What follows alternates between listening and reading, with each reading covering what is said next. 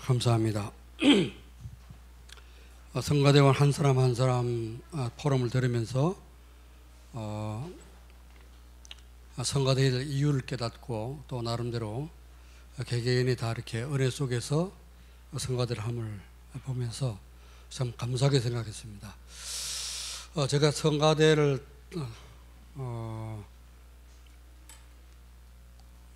해본 적이 있는데 언제 해봤는가 하면은 신학대 다닐 때 학부 다닐 때 한 2년 정도 이렇게 성가대를 해봤습니다. 매주 목요일 날 채플이 있기 때문에 채플 시간에 그때 이제 대학부에서 성가대 찬양을 하는데 뭐 대곡도 했는데 잘 모르지만 옆에 뭐 눈치 보고 따라가고 하면서도 굉장히 은혜가 됐던 것 같습니다.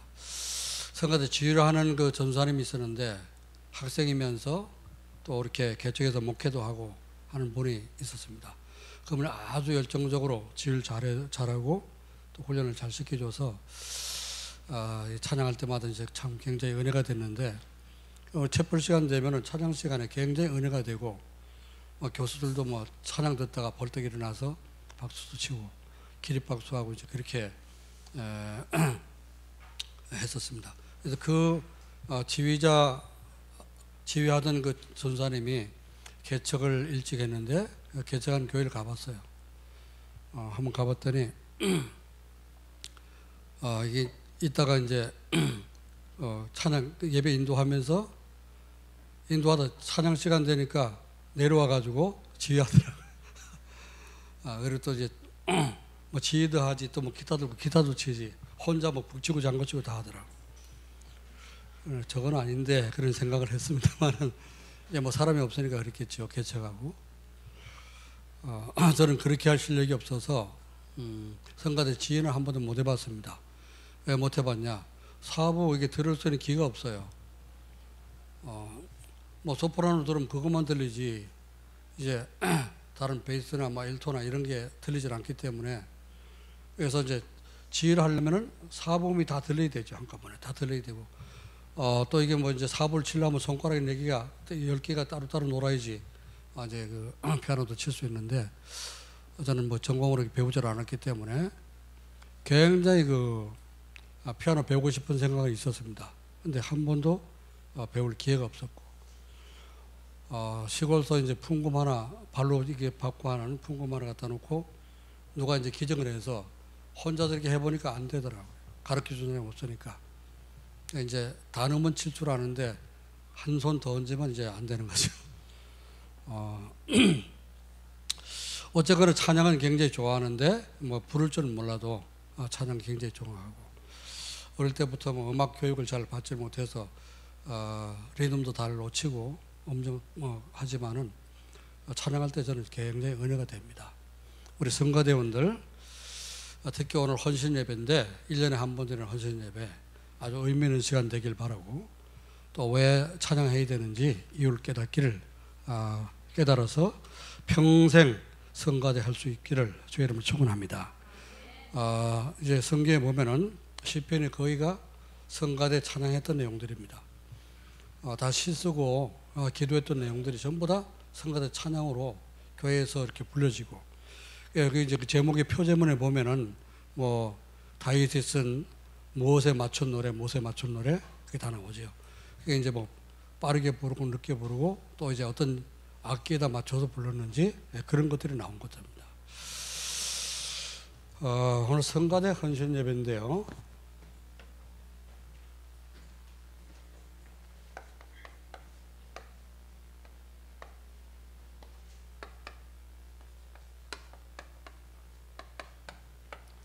성가대는 하나님 앞에 이렇게 찬양하는 그런 대원들입니다.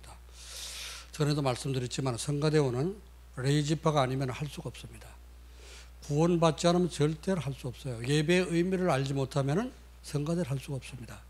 그래서 성가대 이제 지금은 말씀이 중심이지만은 구약 때는 찬양이 중심이죠.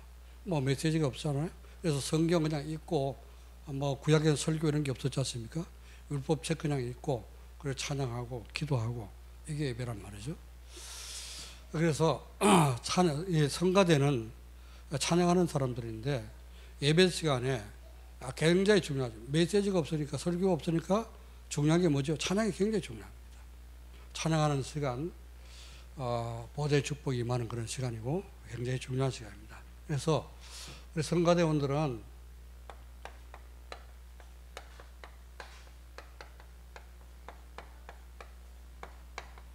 찬양의 이유를 알고 해야 돼요. 찬양의 이유를 알고 해야 되는데 왜 우리가 찬양해야 됩니까? 찬양의 이유는 이사야서 43장 7절 21절 말씀 보면 하나님 우리를 지으신 이유가, 우리를 창조하신 목적이 뭐죠?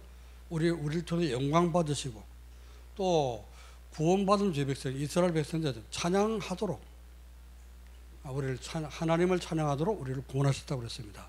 그래서 구원받았기 때문에, 하나님 우리를 구원하셨기 때문에, 영적 이스라엘로 부르셨기 때문에 찬양해야 되는 거죠. 그러면은 찬양의 내용, 어떤 내용을 찬양해야 됩니까? 시편 22편 3절 말씀 보면은 뭘 찬양해요? 찬송 중에 거하시는 하나님을 찬양하는, 그죠? 하나님을 찬양하는. 찬양의 가장 중요한 내용이 뭐죠? 성삼위 하나님이 찬양의 내용이 되어야 됩니다. 다른 걸 찬양하면 안 되겠죠? 그래서 하나님을 찬양하는데, 하나님이 우리를 어떤 하나님입니까? 우리를 구원하시고 창조자, 우리를 창조하시고 타락한 인간을 우리 구원하시고 또 구원받은 인간을 우리 속에 내주하시며 인도하시고 보호하시고 모든 걸 책임지시는 그 하나님입니다. 그렇기 때문에 우리 하나님을 찬양해야 되죠. 자, 그래서 시편 150편 2절 말씀 보면은 하나님의 150편 2절 말씀 보면은 하나님 능하신 행동을 찬양하라. 하나님 능하신 행동이 뭐죠? 우리가 멸망받았는데 다시 재창조했단 말이에요. 그렇죠? 그리스도를 보내셔서 흑암을 꺾고 사단의 머리를 깨뜨리시고 우리를 구원하셨어요. 그 능하신 행동을 하나님 찬양하며 그의 지극히 위대하심을 찬양하라. 하나님처럼 위대한 분이 없습니다. 그렇죠? 하나님은 온 우주 가운데, 모든 만물 가운데 만물을 지으신 이시여 만물을 다스리시고 모든 만물이 하나님께로 돌아가는 지극히 위대하시고 지극히 거룩하신 분이 하나님입니다. 그 하나님을 찬양하는 거예요. 우리 성가대원들이 그래 찬양할 때 찬양하는 방법, 어떻게 하나님을 찬양했냐? 시편 150편 1절부터 6절 말씀에 찬양할 때 찬양을 어디서 찬양했냐? 하나님의 성소에서 하나님을 찬양하라. 그의 성소에서 하나님을 찬양하고 그의 지극히 거룩한 공창은 하늘입니다. 공창은 이 히브리 말로 라키아라는 말인데 딱딱한 것을 펴갖고 널리 이렇게 차일처럼 쳐놓은 거. 이제 구약에 이제 그때 과학이 발달하지 못한 시대에 지구가 둥글고 온 우주를 잘 모르잖아요. 그러니까 하늘을 지금 우리가 보는 시야에서 보는 것만 이렇게 생각해가지고 이렇게 하늘을 쳐놨구나, 포장치듯이 쳐놨구나 이렇게 생각했더라고요.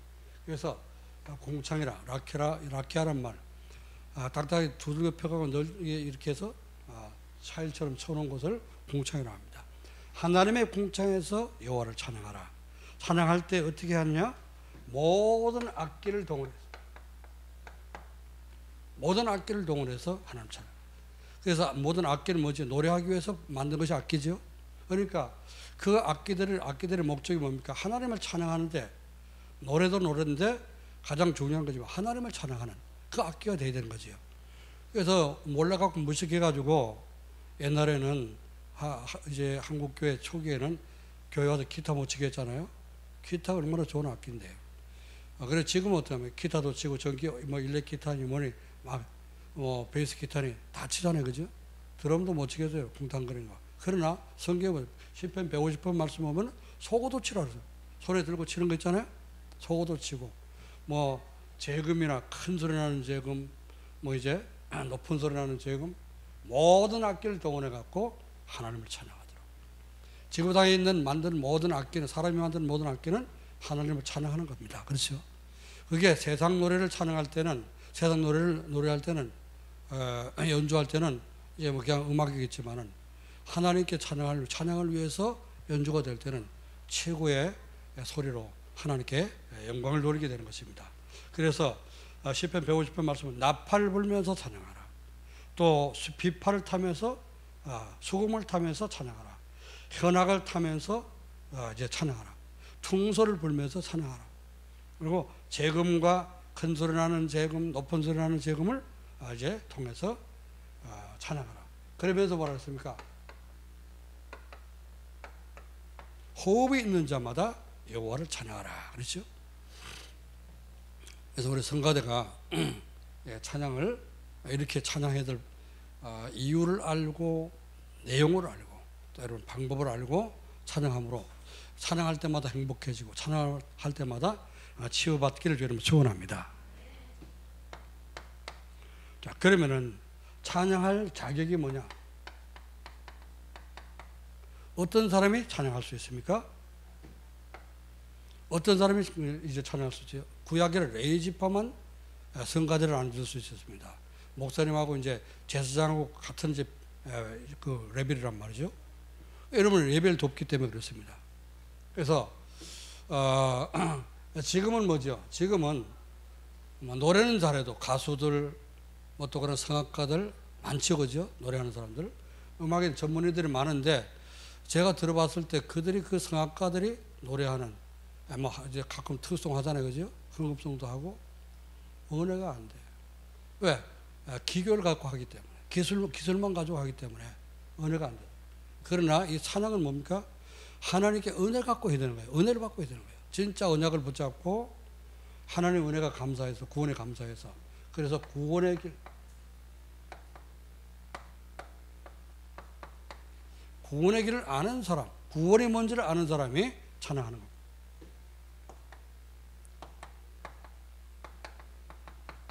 구원의 확신이 있는 사람이 확신을 가지고 하나님께 찬양해야 되는 거예요.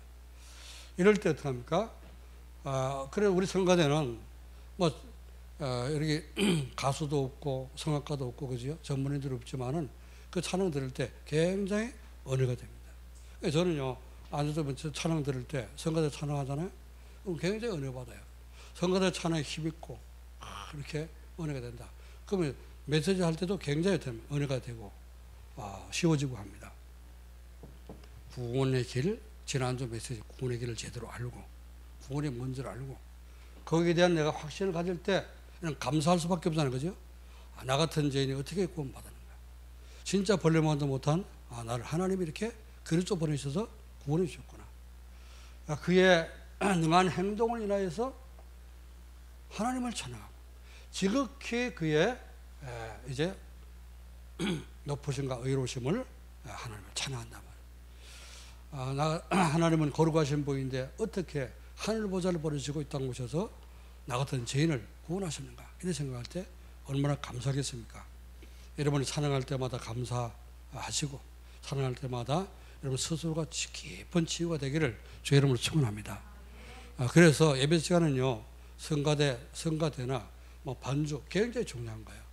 그래서 반주하는 분은 내가 이제 애기 엄마들이기 때문에 지금 허용하지만은 앞으로는요, 이제 애들 다 크고 하면은 반주할 때는 항상 그 자리에 앉아 있어야 돼. 앞에 앉아서 예배를 드리고 말씀을 더 집중해서 은혜 받고 또 어떻게 이제 은혜 받아가지고 반주를 할 때 어떻게 합니까? 그게 또 찬양이 굉장히 깊은 은혜를 받게 되는 거죠. 마지막으로 자, 찬양의 결과. 여러분 제대로 이렇게 알고 찬양을 할 때 찬양의 결과, 어떤 결과가 나타나냐?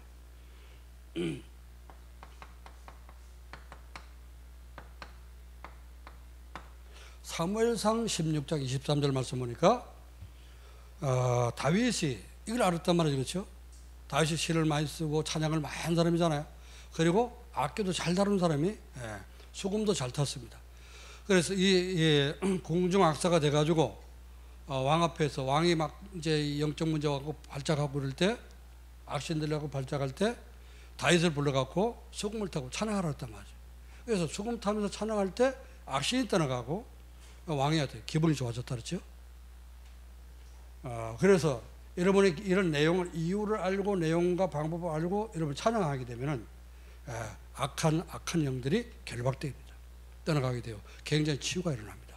여러분 찬양할 때 막 마음이 답답하고 또 염려된다든지 혹은 우울한다든지 이럴 때 진짜 이 복음 내용이 있는 그런 찬양을 골라서 한번 찬양해 보세요.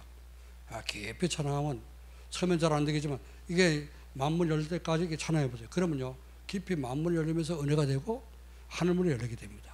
그러면 굉장히 은혜가 쏟아집니다. 막 기도가 나오고 저는 그래서 전에 기도 안 될 때 그렇게 기도했다 그러죠. 이제 할 줄 모르지만 뭐 이제 코드 잡고 막 피아노 막 혼자 칩니다. 아무도 없으니까 막 틀리는지 안 틀리는지 알게 뭐야 그지. 나만 좋으면 되는 거지. 막 치면 두들기면서 찬양하는 거예요. 그러니까 하다 보면 내가 찬양이 깊어집니다. 찬양이 나오게 되고 찬양하다 보면은 굉장히 때문에 정서적으로 감정도 막 은혜가 막 쏟아지고 그러다 보면 눈물도 터지고 막 그때 기도가 열리게 되면요 아주 깊은 기도 들어갈 수 있어요. 저는 그렇게 지금은 말씀 붙잡고 뭐 이렇게 하니까 묵상을 많이 하지만은 옛날에 복음 잘 모를 때는 그렇게 했다가 말이죠. 찬양할 때 흑암의 세력이 결박돼 떠나가고 치유가 되고 치유 역사가 일어나게 됩니다. 자, 병든 사람이 치유되고 그래서 영적 문제 있고 그런 사람들 이제 전에는 제가 처음 신앙생활 할 때 뭐 이렇게 뭐 시달리고 하는 사람들 보면 보혈찬송 막 백놀래 앉아갖고 뭐 서로 붙잡고 보혈찬송을 많이 불러주는 거예요. 그러면 흑암이 꺾여지고 또 이렇게 성령의 역사하고 하는 그런 것들을 많이 체험을 했습니다. 자, 그러니까 여러분 성가대 찬양을 제대로 해보세요. 그러면 모든 예배 드리는 사람들, 말씀 듣는 사람들이 찬양 들으면서 은혜가 되지만은 그럼 말씀 듣는 사람들이 말씀에 집중하게 되고 은혜가 되고 치유 역사가 일어납니다. 자, 이것이 계속된다. 여러분이 뭐가 돼요? 플랫폼이 되는 거예요. 플랫폼이 되어서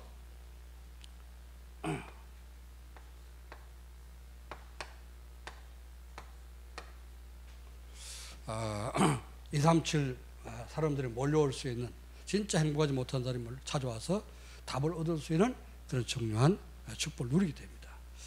자, 이제 그러기 위해서는 이런 찬양대가 되기 위해서는 어떻게 되냐?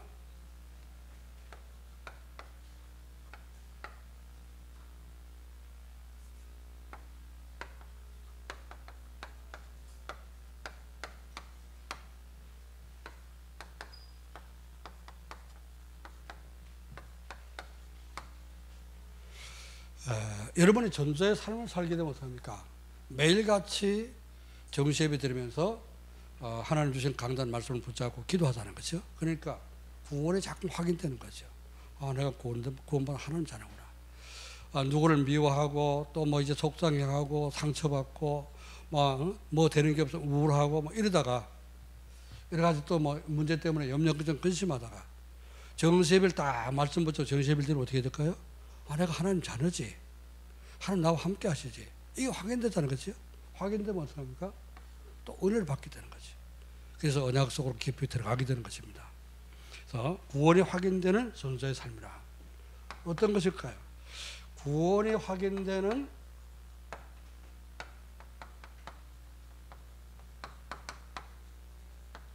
전도자의 삶이란 어떤 것입니까? 첫 번째로 성경에서 말씀하시는 구원의 축복을 누리는 거죠.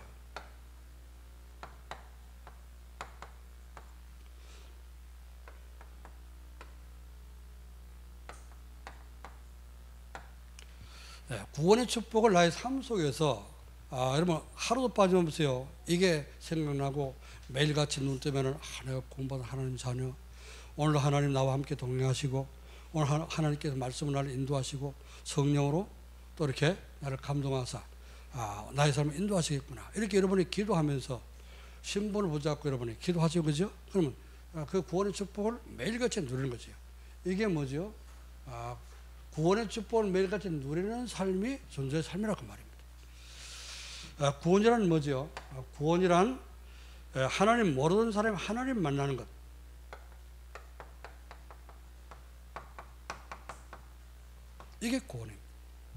하나님을 떠났기 때문에 영적으로 죽었잖아요. 그죠? 그런데 하나님을 만나면 어떡합니까? 하나님을 만나면 그게 구원받는 거지. 떠나서 죽은 사람, 이제 하나님 만나고 다시 하나님 우리를 창조하실 때 우리 속에 몸속에 영혼을 창조하시고 하나님 우리 함께 있잖아요. 근데 우리 하나님 떠날 때 하나님과 이렇게 분리가 됐지 않습니까? 영접하게 되면 다시 우리 속에 들어오는 거잖아요. 그죠? 그게 곧 구원입니다. 하나님 만나는 거. 자, 구원이란 뭐냐? 세상 풍속이 아닌 말씀 따라가는 거예요. 구원 받았으면은 하나님 말씀할 때 하나님 말씀 따라가야 되잖아요. 하나님 말씀 놓치고 하나님 말씀을 불순종했더니 어떻게 됐죠? 아담과 하와가 멸망 가운데 빠졌지 않습니까? 그래서 우리는 어떻게 해요? 하나님 우리를 구원하시고 다시 구원하시고 말씀을 주셔서 말씀으로 자꾸 하나님 함께 하도록 이렇게 인도를 하시는 겁니다. 말씀 따라가는 것이 구원을 누리면서 사는 삶입니다. 세상 근심 걱정 구원받지 못한 사람 눈만 뜨면 걱정하다가 이제 근심 속에서 잠들고 그러지 않습니까? 우리는 천국 소망 하나님이 주시는 천국 소망을 누리고 사는 것입니다. 성경 구절 옆에 써놨으니까 여러분 찾아보시길 바랍니다. 이번 주 그래서 여러분이 다 안다 생각지 말고 성경 구절 찾아서 자꾸 못합니까? 읽어보라니까요. 그래서 기도하면서 여러분이 성경 구절 찾아서 자꾸 읽기도 하고 암송도 하고 또 내 속에 자꾸 각인시켜야 되는 거예요. 그래야지 말씀이 내게 각인되어 있어야지 어떻습니까? 문제 사건이 생길 때 상황이 어려울 때 그때 말씀이 생각나는 겁니다. 그게 성령 인도받는 거예요. 하나님은 여러분 속에 있는 말씀으로 인도하는 겁니다. 그렇죠? 그러니까 하나님 말씀이 내게 하나도 없다. 말씀의 인도를 못 받게 되죠. 기도를 하는데 어떻게 합니까? 답답한 거예요.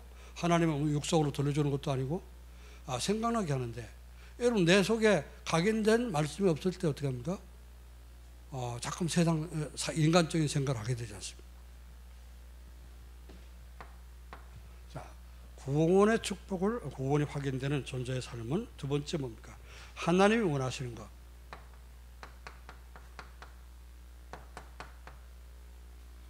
하나님이 원하시는 게 하나님의 소원이죠. 하나님의 소원과 하나님이 전달하기를 원하는 것.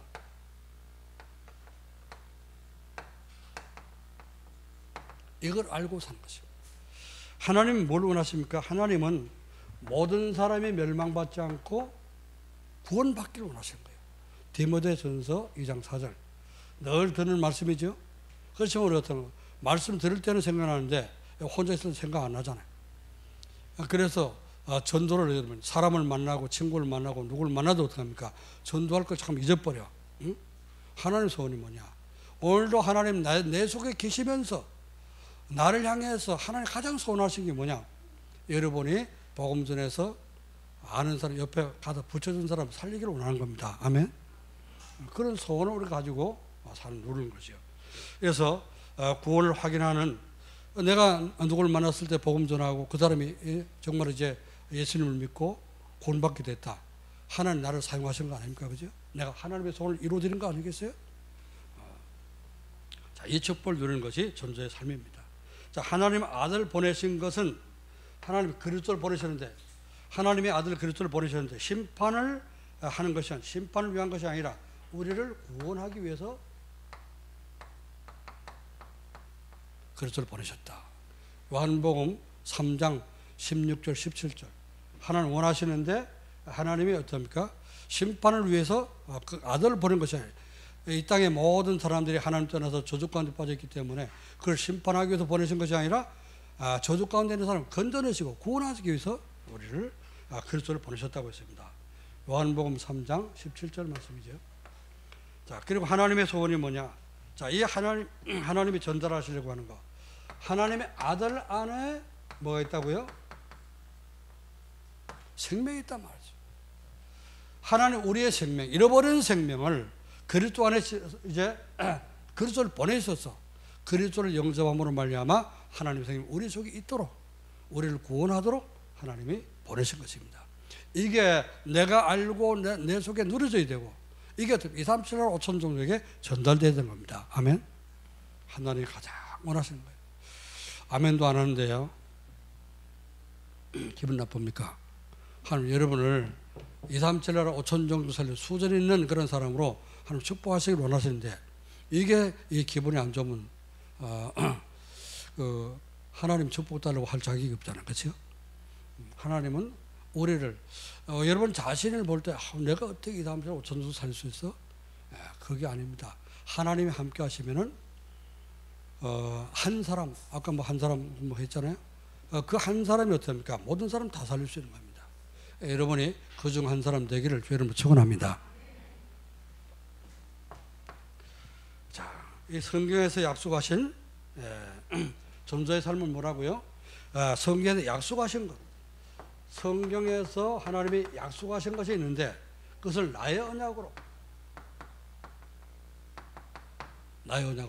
붙잡고 사는 것입니다. 하나님이 뭘 약속해서 못하면 그 약속을 내가 붙잡아야지 내 것이 되죠. 그렇죠? 자, 그래서 뭘 약속했습니까? 하나님은 우리에게 주 예수를 믿으라 그리하면 너와 내 집이 어떻게 한다고요? 구원을 받으리라. 사도행전 16장 31절에 그렇게 말씀했죠. 여러분이 제대로 믿고 진짜 제대로 전도의 삶을 누리게 되면 여러분의 가족들이 어떻습니까? 다 이렇게 따라서 믿게 됩니다. 어떤 사람 보면요, 금방 이렇게 이제 이 교회 나온 지 얼마 안 되는데 온 식구들 다 데리고 나온 사람이 있어요. 어떤 사람은 평생 이렇게 있어서 가족들이 이렇게 안 믿는 사람도 있습니다. 내가 잘못 이제 이 복음을 모르고 복음을 못 들으면 어떻게 됩니까?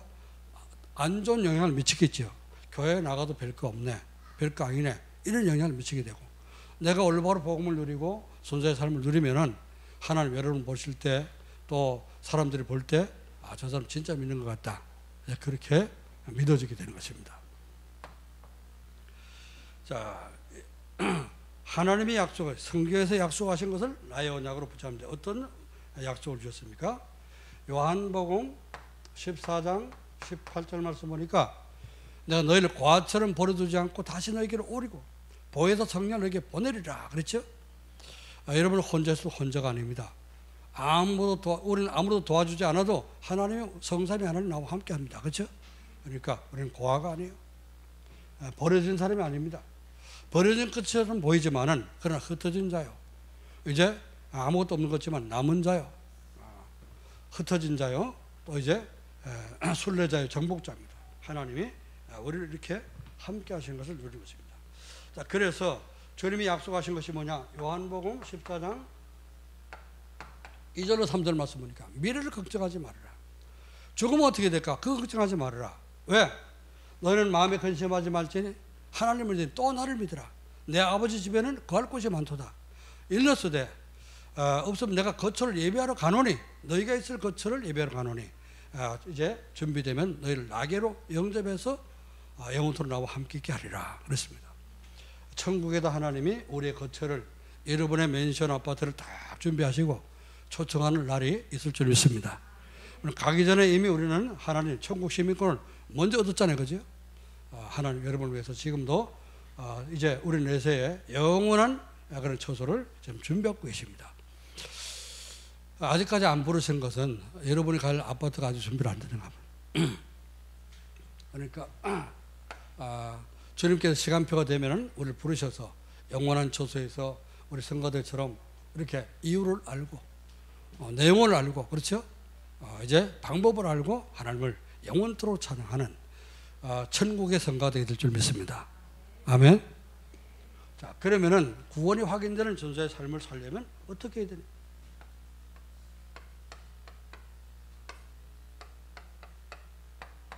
어떻게 해야 될까요? 그래서 성경을 제쳐놓고 믿으면 안 됩니다. 어제 철회하면서 얘기했던, 내가 이제 그 복음을 전했는데 딱 누가 이제 식구들이 와가지고 복음을 딱 타임이 안 맞아갖고 못 전했다고 그랬죠. 이제 부원장이라고 하는 분이 있는데 그분이 그 요양병원에서는 제일 중요한 사람이라. 뭐 원장은 다 이렇게 보니까 라이센스 있는 사람들, 이런 사람들 막 이렇게 이제 각 파트마다 세워놨는데 이 역할이 치료하는 사람이 이 사람이 가장 중요한 걸 치료하고 있어요. 근데 이제 그분이 사모님도 복음을 전했는데 이 많이 배운 사람들은 들은 게 많아가지고 잘 안 믿어진다. 이제 그런 얘기를 했다고 합니다. 그러니까 내가 이제 복음을 전하려고 하는데, 목사님, 제가 하나님 계신 거 알아요.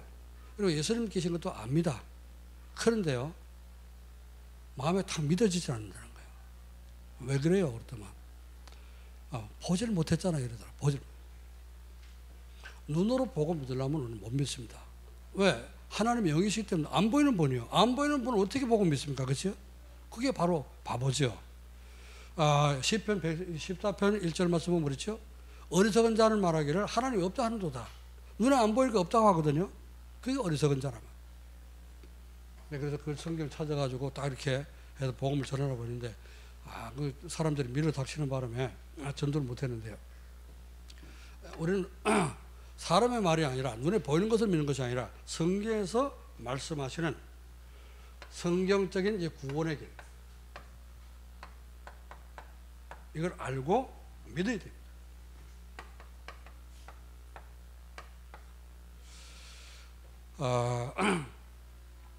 이제 제가 이제 그 사형리 CCC 그 대학생 선교회에서 어제 그 김종훈 박사님 중심으로 해갖고 이제 대학 운동했던 CCC에서 했던, 거기서 나온 것이 전도 메시지가 사형리입니다. 4가지 영리. 근데 우리는 구원의 길을 보면요, 4가지만 되는 게 아니죠, 그렇죠? 그래서 그 사형리 가지고 군대 있을 때 훈련을 받았어요. 군종 훈련을 받으면서 전도를 훈련 받았는데, 그거 갖고 이제 영접도 시켜봤습니다. 그런데 뭔가 부족해. 뭔가 부족하고 뭔가 이렇게 잘 전달이 안 되는 것 같아요. 근데 다락방 메시지에서 구원의 길, 이 십자가 구원의 길, 이걸 딱 하면서요, 그때 팍 들어. 첫 시간에 들어왔는데 지금까지 베꼈습니다. 그때 충격으로, 그래, 저 부분이 빠졌구나. 내가 사형리를 알았는데 저 부분을 모르니까 저걸 영적인 것을 타치 못해주고, 진짜 이 불신의 상태가 어떤 건지 타치를 못해주고, 그러니까 이게 전도가 잘 안 됐구나. 이걸 깨닫고, 그때 막 첫 시간 들으면서요, 구원의 길 지난번에 그랬던 거, 지난주 그랬던 거, 그게 한 번 딱 머리 돌아왔는데 절대 안 잊어버려집니다. 성경에서 말씀하는 구원의 길이 뭔지를 알고, 그게 믿어져야 되는 거예요. 그렇죠? 이게, 자, 구원자는 뭐죠? 마귀 종이 뭐가 되는 거죠? 하나님의 신분이 바뀌어서 이제 하나님 자녀로 신분이 바뀌어진, 이게 구원이에요. 자, 구원의 길이 뭐죠? 구원은 선행으로 되는 것이 아니라 착한 일 많이 한다고, 고제 많이 한다고, 좋은 일 많이 한다고 되는 것이 아닙니다. 하나님의 은혜로 믿음으로 구원받는데, 그것도 그냥 믿어지는 게 아닙니다. 하나님의 은혜를 주셔갖고 믿어지는 거예요. 그렇죠?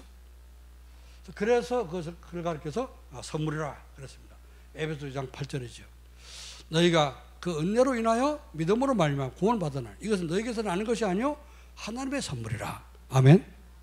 여러분이 구원받고 오늘로 예배드리고 하는 것은 하나님 큰 선물 받은 겁니다. 세상에서 선물 중에 어떤 선물이 큰 선물입니까? 우리가 지옥에서 빠져나오는 그 선물보다 더 큰 게 어디 있겠어요, 그죠? 보면 동물 애호가들 보면요, 유튜브에 이제 저는 그런 걸 좀 가끔가다 보게 되는데, 동물들이 뭐 코끼리 구덩이 빠진 거 꺼내주는 거라는 거지. 또 뭐 이제 얼음구덩이 빠진 거, 사슴 같은 거 이렇게 꺼내주는 거. 거기서 꺼내주는데, 이게 고맙다 소리도 안 하고 내빼더라고, 꺼내주면은. 그런데 우리 인간도 마찬가지요. 하나님이 그리스도 보내서 우리를 지옥에서 건져주셨는데 하나님 앞에 감사할 줄 몰라. 은혜로 인하여서 믿음으로 말미암아 구원받아. 이것은 너에게서 나는 것이 하나님의 선물이라. 선물 받았으면 감사하다고 하나님 인사도 해야 될 거 아니에요, 그렇죠? 늘 매일같이 평생 하나님께 감사할 수 있기를 주의 이름으로 축원합니다. 자, 이제 구원은 뭡니까? 이제 예수 그리스도 구원의 길 되시는 그리스도가 구원의 길인데 유일한 길입니다. 다른 길이 없어요, 그렇죠?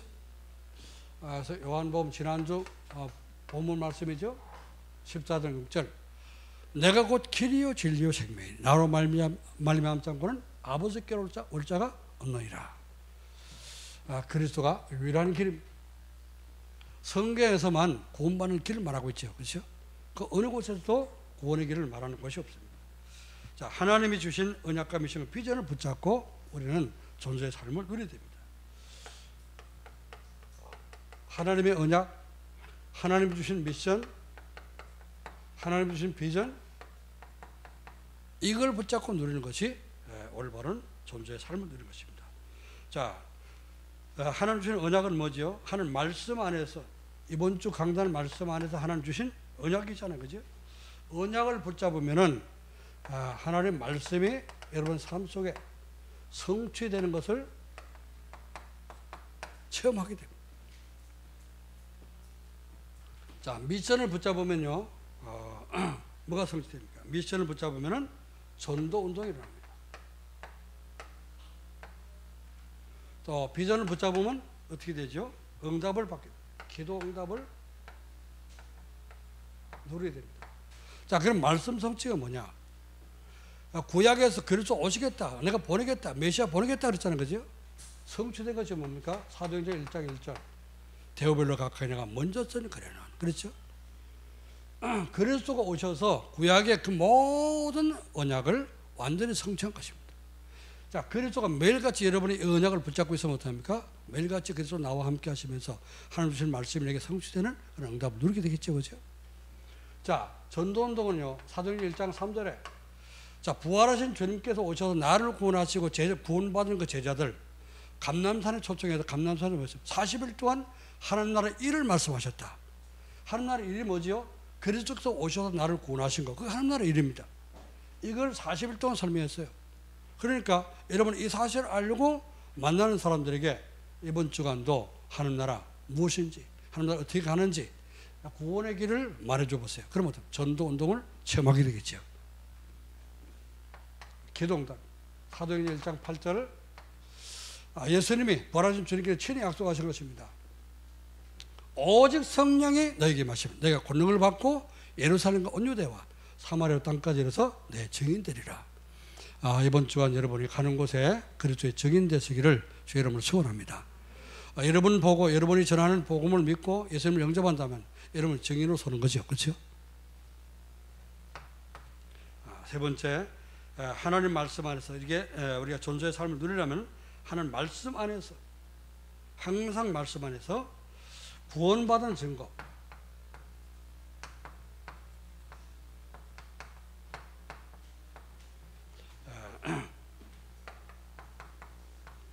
이 증거를 찾아서 누려야 됩니다. 그래서 오전에도 말씀했습니다마는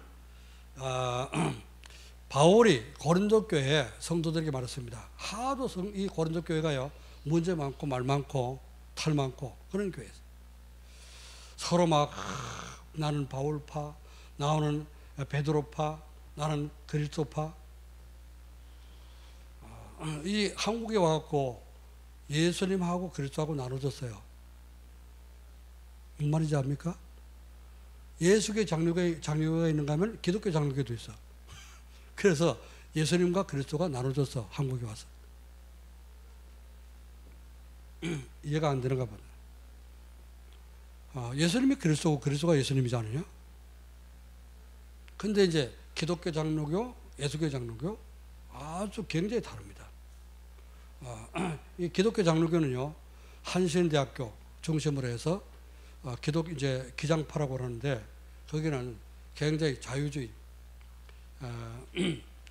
그래서 이제 그 신신학자들이 믿는 독일 계통에 신신학이 들어와가지고 거기서 독일 가서 신신학을 공부하고 들어온 목사님이 중심으로 해가지고 만들어진 교단이 기독교 장로교 그런 파입니다. 많지는 않지만은 있어요. 이제 그들은 이제 그 성경 속에는 하나님 말씀도 있다 이렇게 얘기합니다. 뭐 칼발트 이런 사람들이 얘기했던 거 그걸 신봉하는 사람. 독일 계통의 신학이기 때문에. 아니 성경이 66권이 다 하나님 말씀이지 성경에서 하나님 말씀도 있으면 하나님 말씀 아닌 것도 있다 그 말입니까? 그렇죠? 이렇게 이게 좀 틀리게 믿는 사람 많죠. 자, 오늘 우리가 구원받은 증거가 내 속에 있어야 되고 증거를 누려야 되는데 그래서 바울이 고린도후서 13장 5절에 뭐라고 말씀했냐? 너희는 믿음 안에 있는가 너희 자신을 시험하고 너희 자신을 확정하라. 진짜 네가 믿는가? 네가 진짜 예수님 믿고 믿음 안에 있는가? 너희 자신을 시험해봐라. 그리고 확증해라. 이런 확신을 가지라 그 말이죠. 이런 확신이 없어 늘 항상 흔들리죠. 보세요. 그 뒤에 보면 예수 그리스도께서 너희 안에 계신 줄을 너희가 스스로 알지 못하느냐? 그렇지 않으면 너희가 버림받은 자니라. 예수님 여러분 속에 없다. 내 속에 예수님 안 계신다. 이러면 구원 못 받은 거예요. 그렇죠? 그럼 버린 자지요. 그래서 확신 갖고 믿어야 됩니다. 그러니까 여러분 복음 전했다. 누굴 복음 전했다. 그러면 5가지 확신을 자꾸 그 자리에서 심어야 되는 거예요. 당시 지금 예수님 영접했지 않냐? 영접했으면은 예수님이 마음속에 오신 거다. 성경문을 찾아갖고 얘기해줘야 되죠. 그죠? 자, 그래서 오늘 본문은 뭐죠? 이거 찾아서 분명히 심어줘야 돼요. 봐라. 예수님을 믿고 영접했기 때문에 아들이 있는 자는 생명이 있고 아들이 없는 자는 생명이 없다 그랬다. 지금 예수님 영접했으면 아들이 있지 않습니까? 그러면 당신은 하나님 주신 생명을 얻은 거다. 그렇죠? 확인시켜줘요. 구원의 확신. 그래서 이런 내가 정말 구원 받았는지 예수님 내 안에 계신지 안 계신지 이 확신을 심어야 돼요.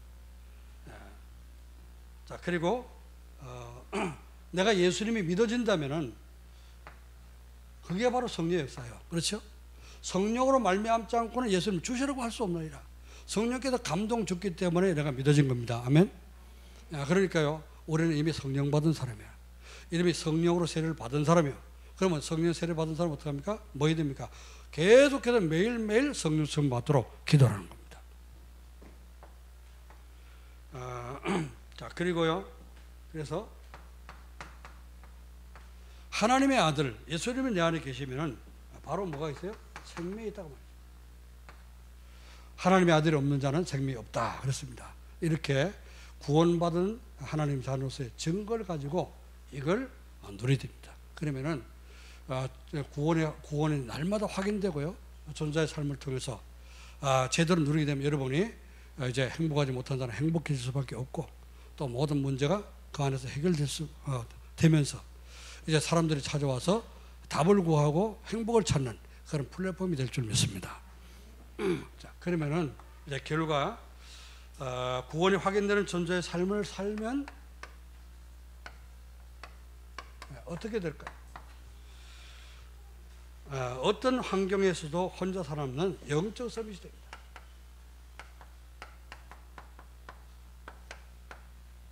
영적 서밋은 복음 가지고 문제 있는 사람에게 영적인 답을 주는 것이죠.